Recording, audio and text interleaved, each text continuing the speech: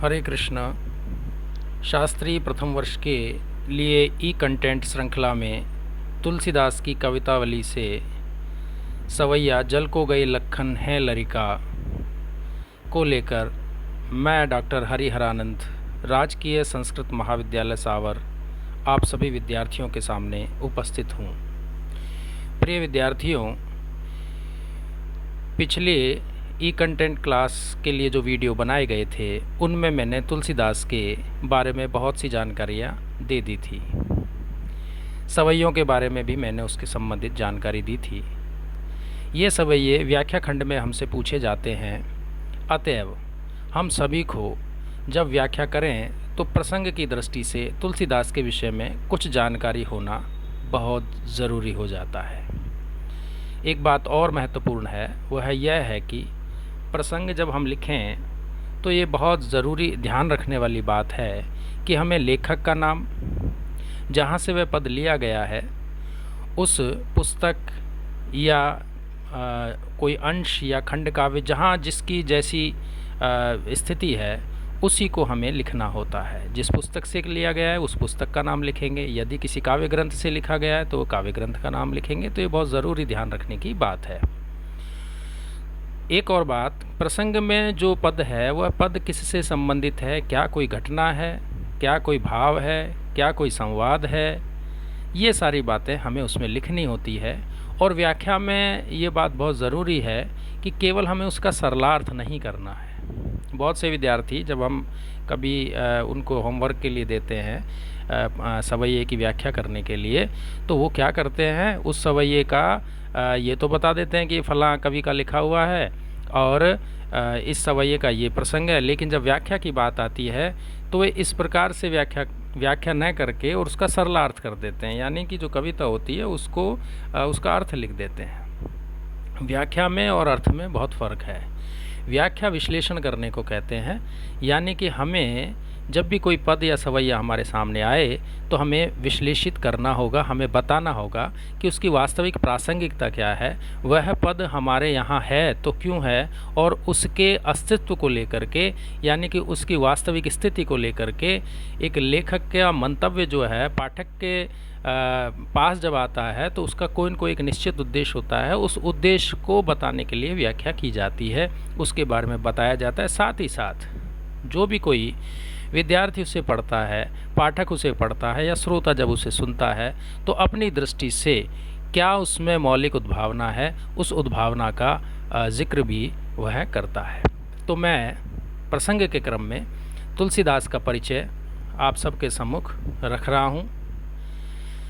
आप सब जानते हैं तुलसीदास हिंदी राम काव्य परंपरा के प्रमुख प्रतिनिधि कवि हैं। भक्ति काल के बारे में मैंने अपनी पिछली वीडियोज़ में आपको बता दिया था। फिर पुनश्च इस व्याख्या को जब हम करेंगे तो इतनी बात ज़रूर लिखें कि भक्ति काल के राम काव्य धारा के प्रतिनिधि कवि तुलसी। ये जब आप लिख देंगे तो एग्जामिनर जो है उसको ये जानकारी हो जाएगी कि विद्यार्थी को ये दोनों बातें पता है। कौन कौन सी, कि ये जो कवि है ये किस काल का कवि है, तो हमें ये बताने में बड़ी आसानी रहेगी और ये हम बताएंगे तो हमें अच्छे मार्क्स मिलेंगे कि भक्ति काल का ये कवि है। और काव्यधारा कौन सी है, राम काव्यधारा का है। तो राम काव्यधारा के प्रतिनिधि कवि के रूप में तुलसी को जाना जाता है। This is the first point, यानी कि जब भी प्रसंग करेंगे ये बात कहेंगे। दूसरी बात है जो तुलसी के विषय में है, ये केवल परिचय के रूप में मैं बता रहा हूँ, व्याख्या में तो यही एक बात ध्यान रखने की है। दूसरी जो बात है तुलसी की, जो उनके दीक्षित, जिस संप्रदाय में दीक्षित हैं उस संप्रदाय की भी हम चर्चा करेंगे, लेकिन उस गुरु का नाम भी हमको बताना बहुत ज़रूरी है। तो विद्यार्थियों, रामानंद के शिष्य थे, तो ये रामानंद बहुत महत्वपूर्ण है। क्यों महत्वपूर्ण है ये बात जानना, ये इसलिए कि रामानंद वह व्यक्ति थे जिसने प्रत्येक व्यक्ति को भक्ति का अधिकार प्रदान किया। मैं रिपीट कर देता हूँ इस बात को, ये बहुत महत्वपूर्ण बात है। भक्ति को जो एक सीमित दायरे में थी, एक कहना चाहिए एक इलीट वर्ग के अंतर्गत ही, यानी कि जो संस्कृत पढ़ा हुआ है या संस्कृत का जो जानकार है या विद्वान है, ब्राह्मण कुल का है, वही केवल वेद पाठ का अधिकारी होगा, वही केवल भक्ति का अधिकारी होगा। इस प्रकार की बातें उस समय तत्कालीन परिवेश में प्रचलित रहीं। लेकिन रामानंद वो व्यक्ति थे जिन्होंने भक्ति को जन जन तक पहुंचाया। तो ये बात बहुत महत्वपूर्ण है। सबसे पहले तो भक्ति क्या है और भक्ति को जन जन तक पहुंचाने वाले कौन थे? रामानंद। ठीक है, ये याद रहेगा। तुलसी के संबंध में बात मैं बता रहा हूँ। तीसरी जो बात है वो विशिष्टाद्वैत को लेकर के है। विशिष्टाद्वैत एक दार्शनिक विचारधारा है और जिसमें परमपिता परमात्मा जो है उसको विशिष्ट माना गया है। क्यों माना गया है विशिष्ट, उसके बारे में मैं बता देता हूँ कि जीव और जगत यानी कि जिस संसार को हम देख रहे हैं और जो जीव यानी कि हम देहधारी लोगों को जो हम देख रहे हैं, ये सभी के सभी परमात्मा के द्वारा निर्मित हैं और परमात्मा इसीलिए विशिष्ट है कि इनकी संरचना करता है और वह इनसे लिप्त नहीं है।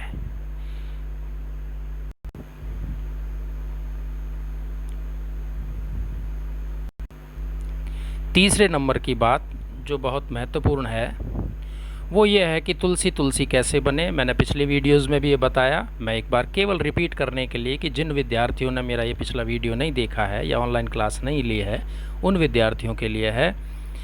तुलसीदास अपनी पत्नी के प्रति बड़े आसक्त थे और ऐसे में जब तुलसी एक रात अपनी पत्नी से मिलने के लिए जब उनके ससुराल पहुँचे तो पत्नी ने इन्हें बहुत तिरस्कृत किया।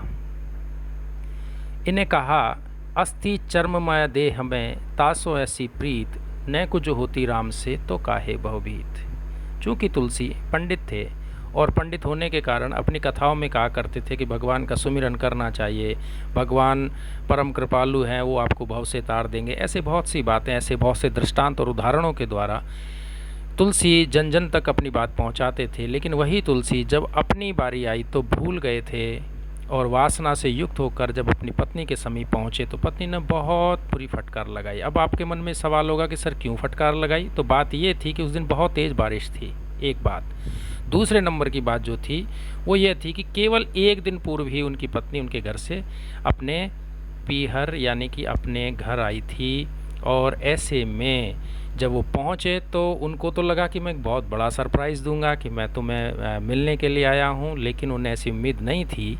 और तुलसी को जब उनकी पत्नी रत्नावली ने कहा कि अस्थि चर्ममय देह यह तासो ऐसी प्रीत, तुम्हारा इतना प्रेम मेरी चर्ममय अस्थि चर्ममय देह में है यानी कि हार्ड मांस के शरीर में है, अरे थोड़ी सी भी जरा सी भी नैको यानी थोड़ी सी भी जो राम से होती तो होती ना भवभीत, सांसारिक भय जो है आपको व्यापता नहीं।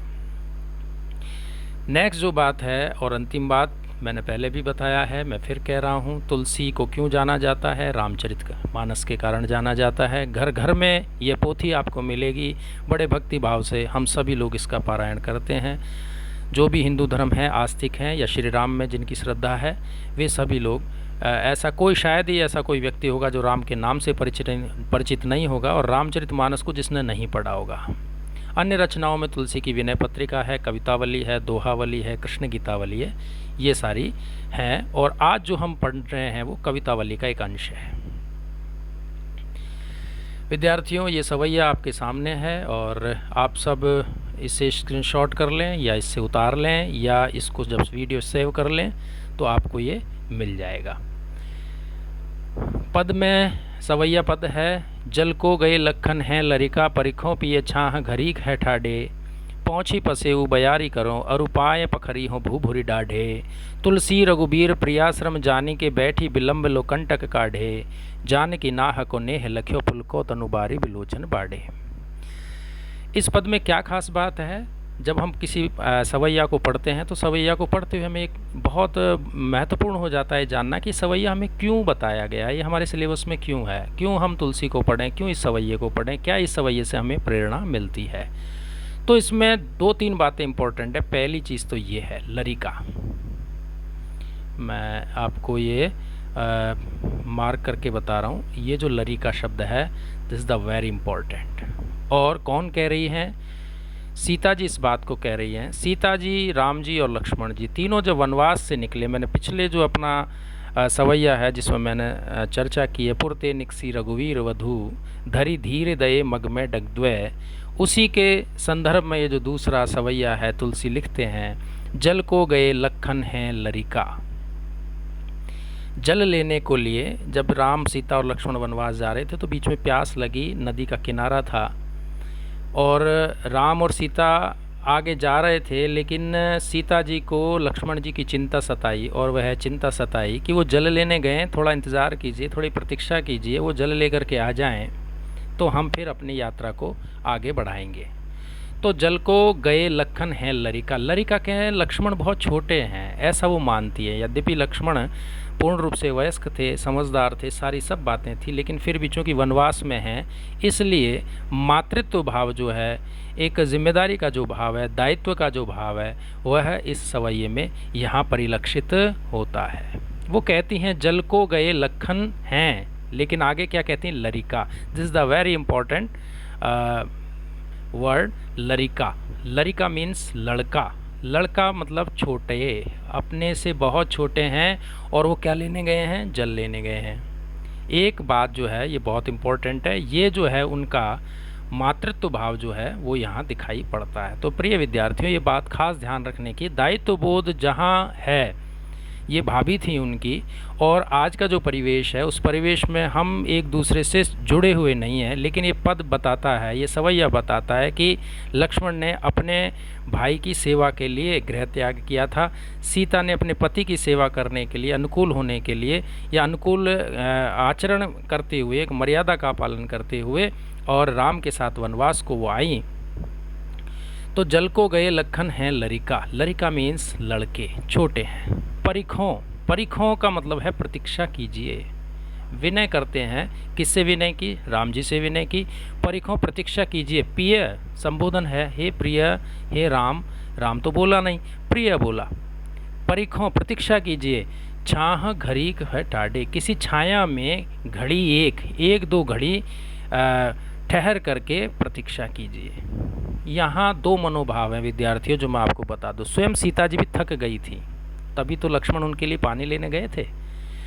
तो लक्ष्मण का भ्रातृ प्रेम और भाभी यानी मातृ प्रेम जो है वो भी यहाँ देखा जा सकता है। तो छाह घड़ी है टाढ़े, राम जी जानते थे कि सीता थक गई और रुकना चाहती हैं, इसलिए कह रही हैं जल को गए लखन हैं लरिका, परिखों प्रतीक्षा करो, रुको, ठहरिए, छाह में किसी छायादार स्थान में, घरीक है ठाडे, एक दो घड़ी। ये जो घरीक है ये शब्द संयोजना देखिए बनाने की प्रक्रिया, शब्द कैसे बन जाता है, ये अवधि है और इसी अवधि में घरीक शब्द, घड़ी एक, ये शब्द बनाया गया। तो विद्यार्थी तीन चार बातें हैं, लरिका, परिखों और घरीक, यानी कि ये लड़के हैं, छोटे हैं, परिखों प्रतीक्षा करो और घड़ी एक रुको, थोड़ी देर रुकिए।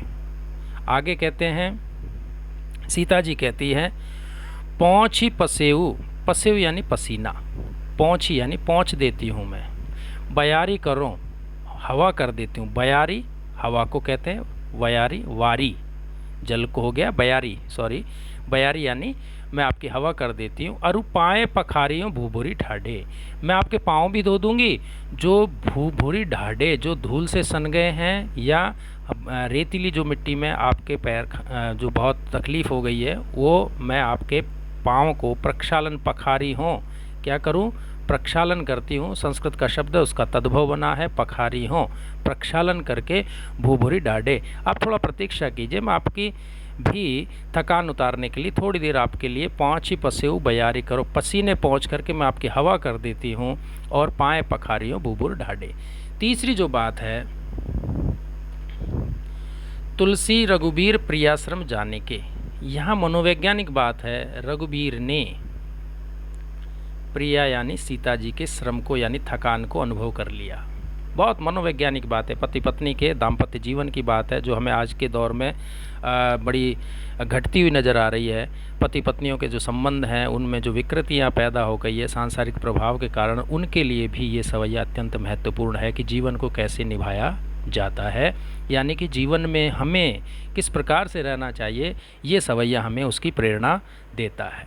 तो तुलसी रघुबीर प्रियाश्रम जानिके, बैठी विलंब लो कंटक काढ़े, बिना देर किए बैठिए और बैठ जाइए या बैठ गए और कंटक काढ़े, कंटक यानी कांटों को निकालने लगी। अब क्या कोई व्यक्ति कांटे लगे हुए में चल सकता है? नहीं चल सकता, हम सब जानते हैं। तो फिर कौन से कांटे निकालने लगी? कांटे निकालने नहीं लगी, कांटे निकालने का उपक्रम करने लगी। पाँवों को धोने का या कांटे निकाल हैं तो निकालूं, इस प्रकार का उपक्रम करने लगी।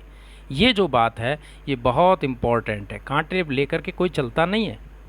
तो अगर कोई कांटा चुभ गया हो या मैं देख लूँ, पैरों को चरण को स्पर्श करने की बात है, बैठ जाइए बिना विलंब के। कंटक काटे में आपका कांटे निकालने का उपक्रम करती है, वस्तुतः कांटे नहीं हैं।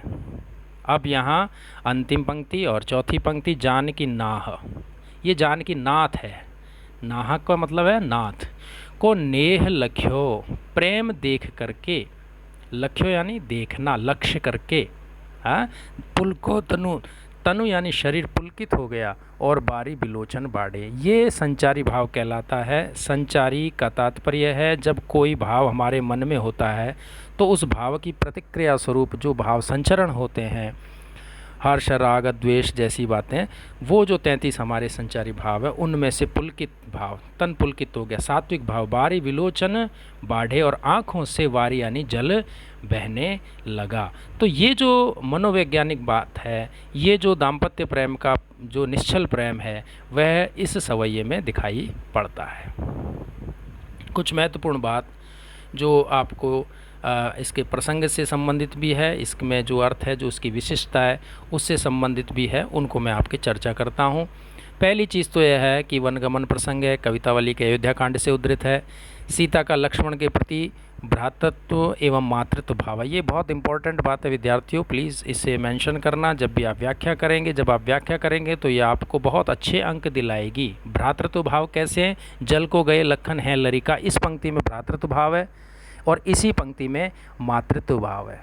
अपने देवर को भाई जैसा समझना और अपने देवर को पुत्र जैसा समझना, दोनों भाव एक साथ दिखाई सीता जी के यहाँ पड़ते हैं। This is the very important for you, so please read it and note this line. Sita का लक्ष्मण के प्रति भ्रातृत्व एवं मातृत्व भाव। अगली जो बात है वो है, सीता जी जब चल रही थी वन मार्ग में तो उनकी जो व्याकुलता थी, परिखों पिए बैठी घड़ी है ठाडे, थोड़ी देर रुकिए, ये जो बात थी, ये व्याकुलता का वर्णन यहाँ होता है। सामान्य बात है, जब परिश्रम हो जाता है, थकान हो जाती है, हम लोग थक जाते हैं, तो हम बैठने का कोई न कोई बहाना भी ढूंढते हैं और प्रतीक्षा भी करते हैं। तो वो जो व्याकुलता है सीता जी की, वो यहाँ चित्रित हुई है। नेक्स्ट जो बात है वो है दाम्पत्य जो प्रेम है उसकी जो अभिव्यंजना है। मैंने अभी थोड़ी देर पहले आपको बताया, आज का जो दाम्पत्य जीवन में बड़ा विकृत होते जा रहा है। हम लोग स्वयं की कोटर में बंद हैं, हम लोग केवल अपना अपना देखते हैं, वह सब यहाँ नहीं है। यहाँ दाम्पत्य प्रेम की जो उदारता है, जो उसकी अभिव्यंजना है, वह यहाँ प्रकट हुई है, अभिव्यंजित हुई है। ये मैंने आपको बता ही दिया। सीता जी के द्वारा कांटे निकालने का उपक्रम है, क्योंकि कांटे लगे हुए पैर से चला नहीं जाता है। एक और बात, लोक मर्यादा का पालन करते हुए प्रेम है। स्वच्छंद प्रेम नहीं है, स्वतंत्र प्रेम है, मनमाना प्रेम नहीं है, लोक मर्यादा की पालना करते हुए प्रेम है। और अंतिम बात जो इसकी महत्वपूर्ण है वो है सवैया छंद है। और ये जो पूरी की पूरी जो सवैया है इसमें संवाद है। कहते हैं जल को गए लखन है रिलिका, पानी लेने के लिए, जल लेने के लिए लखन गए हुए हैं। दूसरी बात, प्रिय आप बैठिए छाँव में, मैं आपकी पसीने सुखाऊंगी, पसीने सुखाने के लिए हवा करूंगी। ये सारी जो बातें हैं ये सब संवाद हैं, इसलिए ये संवादात्मक रचना है। ये भी आप लिखेंगे तो आपको बहुत अच्छे अंक मिलेंगे। नेक्स्ट, अगर इससे संबंधित कोई आपको सवाल हो, कोई जिज्ञासा हो, जानकारी हो, तो आप मुझे संपर्क कर सकते हैं। इसी बात के साथ मैं अपनी वाणी को विराम देता हूँ। हरे कृष्णा। Thank you.